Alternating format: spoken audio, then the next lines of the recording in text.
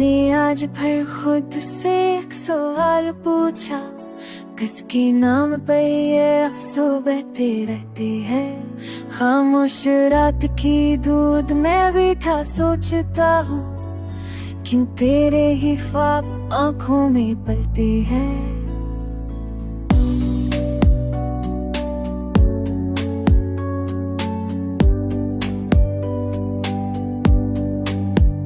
मैंने चाहा कि वक्त को जरा सा रोक लूं, उन लम्हों को संभाल लूं जो तेरे हैं, मगर घड़ी की सुइयां नहीं सुनते किसी की, ये चलती रहती है चाहे दिल टूटे रहे। होने अकलता में आस्था का कुछ रिश्ते रस्सों से बड़े होते हैं, ना अन्हे पाने की जिद ना खोने का गम, ये बस एहसास में जिंदा होते हैं।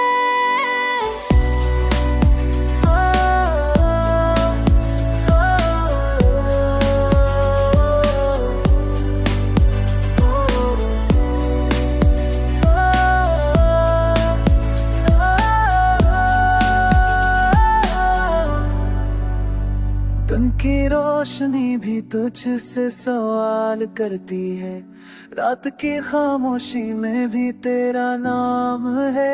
मैं जिस तरह भी खुद को ले जाना चाहूँ, मेरे हर रास्ते पर तेरा ही मकाम है।